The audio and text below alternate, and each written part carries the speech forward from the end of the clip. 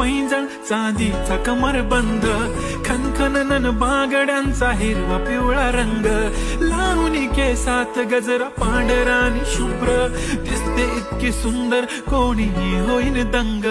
काळी बिंदी काळी कुर्ती घालून आली ती, बोलली अहो भेटाना नदीच्या काठीशी.